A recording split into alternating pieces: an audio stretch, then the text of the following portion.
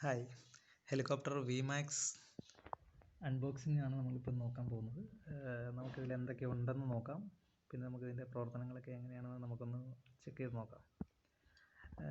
മെയിനായിട്ട് 8 ഇയേഴ്സിന് മുകളിലേക്കുള്ള കുട്ടികൾക്ക് വേണ്ടിയിട്ടാണ് അവരിത് പറയുന്നത്.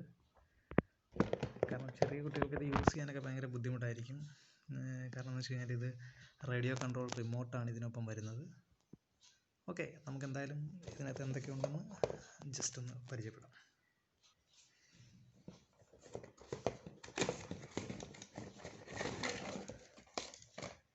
ഇതിൻ്റെ റിമോട്ട് കൺട്രോളാണ്. ഇതിനൊപ്പം നോർമൽ ബാറ്ററിയാണ് വരുന്നത്. പിന്നെ അതിനോടൊപ്പം തന്നെ അതിൻ്റെ ഒരു ചാർജർ കൊടുത്തിട്ടുണ്ട്. ചാർജർ ശ്രദ്ധിക്കേണ്ടതെന്ന് വെച്ച് കഴിഞ്ഞാൽ വളരെ ചെറിയ പിന്നാണ്. ഇത് ഹെലികോപ്റ്റർ ചാർജ് ചെയ്യാൻ വേണ്ടി യൂസ് ചെയ്യുന്നതാണ്. പിന്നെ റിമോട്ട് കൺട്രോൾ എന്ന് പറയുമ്പോഴത്തേക്ക് അതിൽ നമുക്ക് 2 നോബ്സാണുള്ളത്.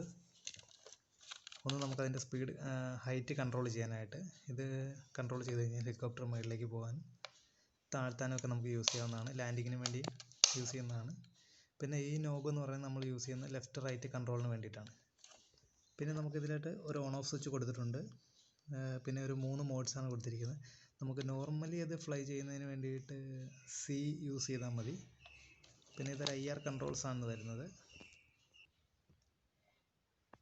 അങ്ങനെ ഹെലികോപ്റ്റർ നമ്മൾ അൺബോക്സ് ചെയ്തിരിക്കുകയാണ്. ഇനി നമുക്ക് ഇതിനകത്ത് ഹെലികോപ്റ്ററിനെ ഒന്ന് പരിചയപ്പെടാം.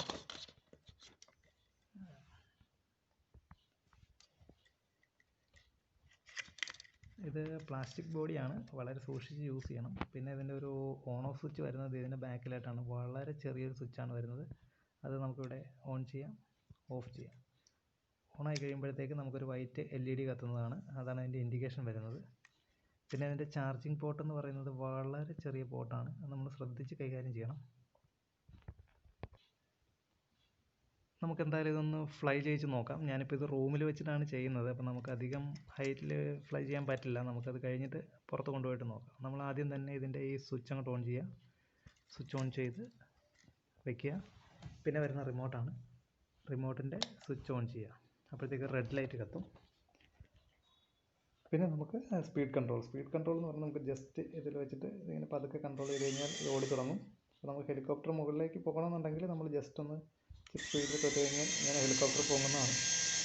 ഇങ്ങനെ നമുക്കത് കൺട്രോൾ നമുക്കിത് കൂടുതലും ഗ്രൗണ്ടുകൾ യൂസ് ചെയ്യുന്നതായിരിക്കും നല്ലത്. കാരണം റൂമിൽ നമുക്കത് കൺട്രോൾ ചെയ്യാൻ പറ്റില്ല. നമുക്ക് കുറച്ച് ഏരിയ ഉണ്ടെങ്കിൽ മാത്രമേ ഇത് കൺട്രോൾ ചെയ്യാൻ പറ്റുള്ളൂ.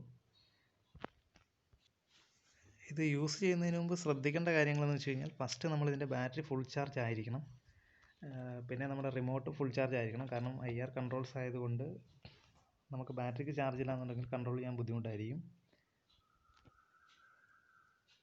പിന്നെ ഇതിൽ പറയാനുള്ള നമുക്കിതിലൊരു സെപ്പറേറ്റ് ചാർജിങ് ഓപ്ഷൻ കൊടുത്തിട്ടുണ്ട്.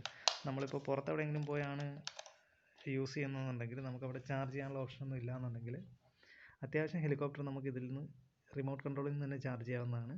അതിന് വേണ്ടിയിട്ടൊരു പിൻ അവർ ഇതിൽ പ്രൊവൈഡ് ചെയ്തിട്ടുണ്ട്.